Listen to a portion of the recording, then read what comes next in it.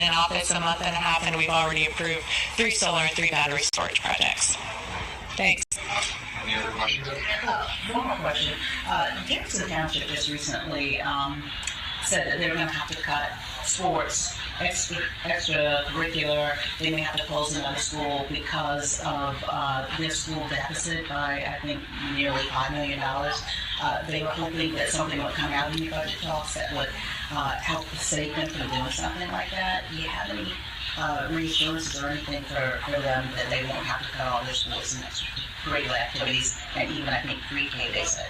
So we are seeing across the state a lot of school districts coming up with huge costs that they haven't accounted for, that they don't have the money to pay for. And in too many cases, towns are saying, look, we're just going to raise taxes on people. That is not the answer. This state has got to address making sure every child has a great education. Sports programs are so important right now as we see the crisis going on with social media. But, in some cases, we are going to have to see consolidations around the state because we're going to drive education where the population is growing, and we're going to make sure that we're making the best use of taxpayer dollars and ensuring that every kid in the state gets a great education. They say one of the problems, though, is that they cannot build too many more houses there, so they're not getting new families coming in with children because they're a watershed protection area. And they signed that act hoping that the government would fund them because they cannot have the tax base they need to fund their schools. They closed, I think, two schools in the past 7 years. So Jefferson is a beautiful community. A lot of people move there because of the watershed protections, and they like the outdoor living. And yet, if they don't have the school population to provide the tax base for a school, then I'm sure there are county-based programs we can work on to ensure that their kids have access to great education. Thank you. Thank you. All right, Governor Mikey Sherrill there of New Jersey, answering some media questions, talking a lot there about health care and the economy. Again, we always bring you both sides of the aisle, Republicans and Democrats, as you've seen a lot here over the last couple hours. Right now, we are going to head to a quick break at 11:39 on the East Coast and 8:39 on the West Coast. My name is Josh Breslow, and you're watching Live Now from Fox. We'll be right back.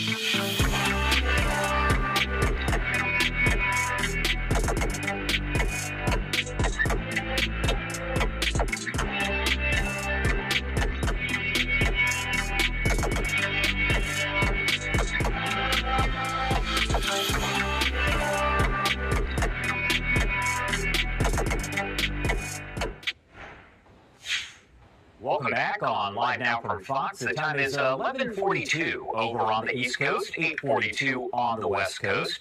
Thank you so much for being with us here on this Wednesday. And what you're looking at on the right-hand side of your screen, and I feel as though I've been saying this for hours, but as he's going to head over to Ohio and then Kentucky, speaking at several different events today, and we're going to bring those to you as they get underway during the 2 o'clock hour Eastern, as well as the 4 o'clock hour Eastern. Now, when he leaves the White House, we could potentially get some remarks. He could take some questions from reporters. If that is the case, you can watch it all commercial-free here live on Live Now from Fox. Right now, what I want to do is head back over to the Senate floor as there is discussion about the war with Iran, as well as DHS funding and the shutdown. Mr. President, this is a robust set of bills. This package.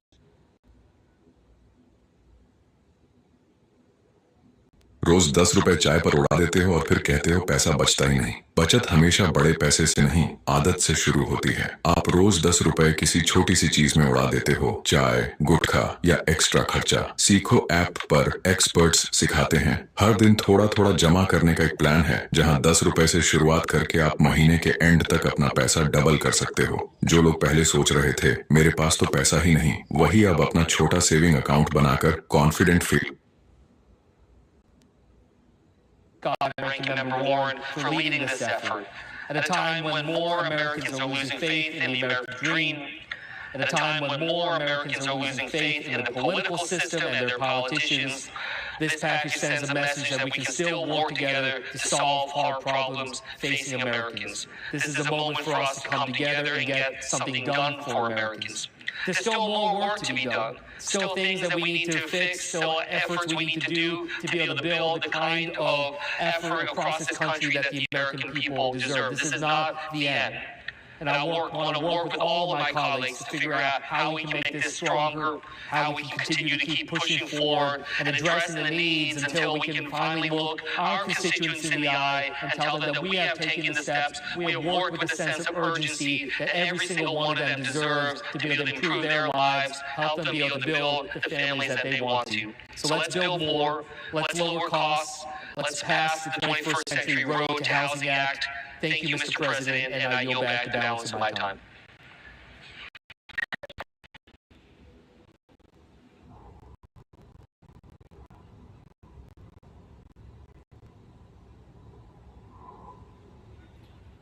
And of course, we are hearing from several lawmakers here, senators on the floor, and it's not quite clear if they are going to be in a lull or if we will hear more discussion. I do want to hang on this for just a second to see if anyone else does walk up to the microphone, but also want to call your attention to some of the live images on the right-hand side of your screen. That is a live look over the city of Beirut in Lebanon as the Israeli strikes continue there.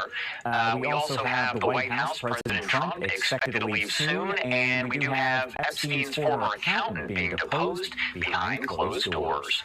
We do have Senator Brian Schatz who's speaking now. Let's lift up the audio.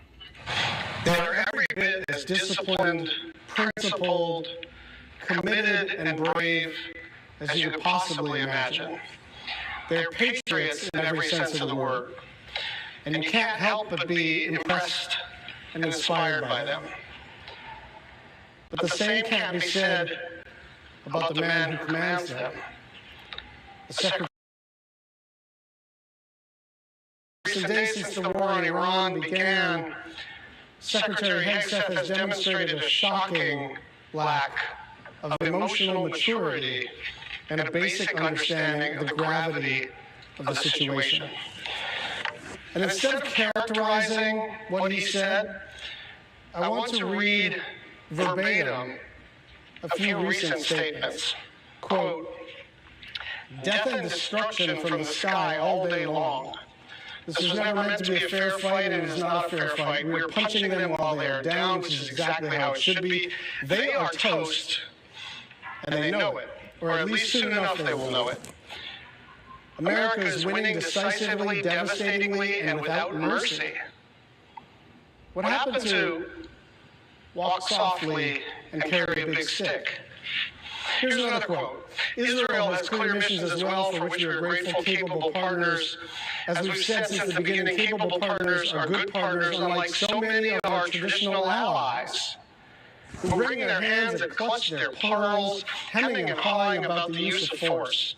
America, regardless of what so-called international institutions say, is unleashing the most lethal and precise air power campaign in history. B-2s, fighters, drones, missiles, and all, of course, classified efforts. All on our terms with maximum authorities, no stupid rules of engagement, no political... We're going to go on. Head to a quick break, and on the other side, listen in as it looks like DOT Transportation Secretary there, Sean Duffy, is speaking at that infrastructure.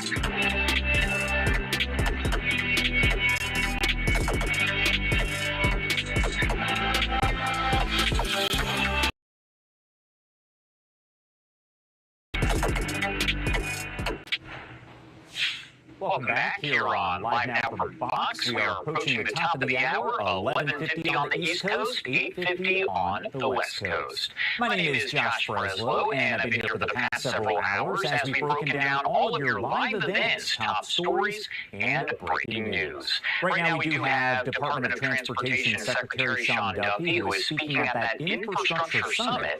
Now, he is on a panel made up of about 2 people, so likely about 50% of the comments are going to be from him. What I want to do is dip into that now. On the other side of that, my colleague Stephanie Quinn will be right here in the hot seat with everything you need to know on this Wednesday.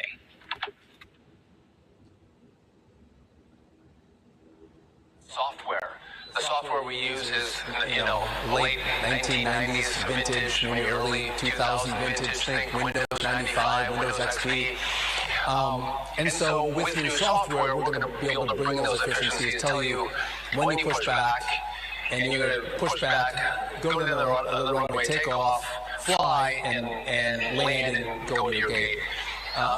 The technology is there. It's just we need a system in place to actually be able to deploy the new technology. And it's going to take us time. There's nothing off the shelf that we can buy because no one has an airspace like ours, so it has to be developed. And just I'll be very quick here on this. I don't take up all the time in aviation, but we had great partners in industry, smart people who are willing to help us think through the equipment that we have and what we could use right now to bring efficiencies to the system. But then when we engage the private sector, they'll tell us problems that we don't even realize that we have. And that engagement has been really useful for us to try to deliver as fast as possible results for people who use the airspace. So it's a huge problem, and it's a problem that those who are in aviation knew existed, but these problems are big and no one wanted to take them on. We have to keep the airspace operational, planes in the air, and safely in the air. All the while we have to update the system. And when we do that, it's going to be enjoy the evening update. I will. So I'd say aviation, this is the big nut for us and a huge part of our GDP. So important. Yeah. Thank you. By the way, it's not just a problem in the US. Problem in terms of air traffic control, transport.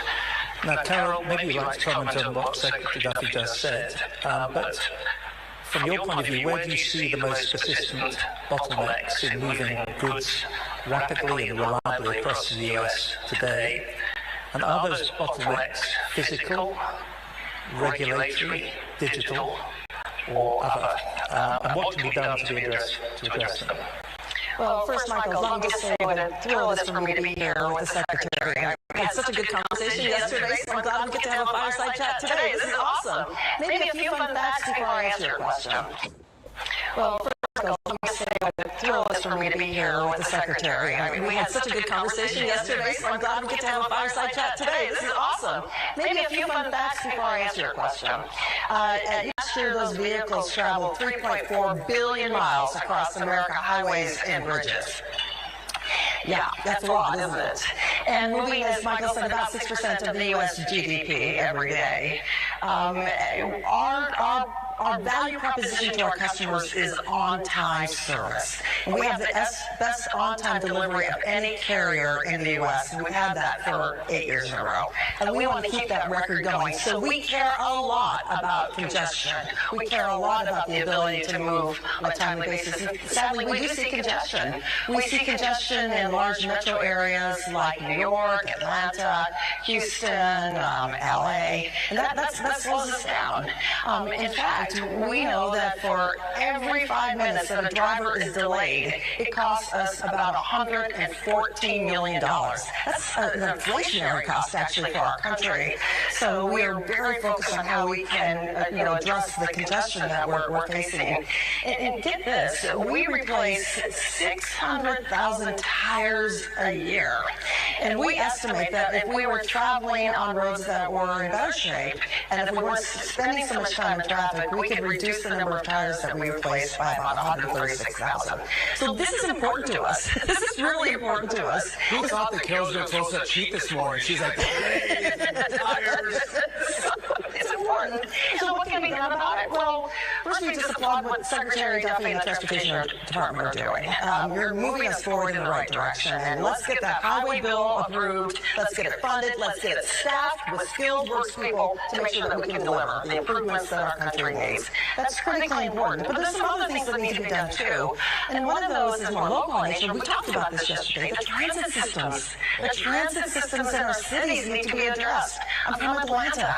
Our transit system has lots of opportunity. So that's something else that we can address as a nation. And then finally, for us, we can help too. We have a role in this. And part of that is in using technology to optimize our routing depending on what we are faced with. In fact, we use digital twins and develop dynamic routing, which allows us, if a driver's out on a delivery, if there's highway construction or a weather event, we can reroute that delivery. So technology is part of the solution here too. Thank you. I think technology will become more and more part of the solution, as I was saying earlier, and therefore the need to anticipate the capabilities of future technology and infrastructure decisions today. Indeed. So, turning back to Secretary Duffy, you've emphasized in any of the states that want to partner with us, and so we're thinking about what can the Congress do. We've talked about this for a long time. I think we're at a moment where we can have some bipartisan buy-in on permitting reform. We don't want to, make the toad of Georgia extinct. Like, I don't want that to happen. But that doesn't mean a project should take 10 years. We have to move these projects faster, do the analysis, do the study, no lawsuits, let's move forward. And so Congress can do that for us. And we've taken out a lot of the requirements from the requirements from the last administration that were driving up costs. There was a lot of green requirements that the Congress didn't put in. There was a lot of last administration that were driving up costs. There was a lot of green requirements that the Congress didn't put in. There was a lot of and try to streamline that as much as opposed to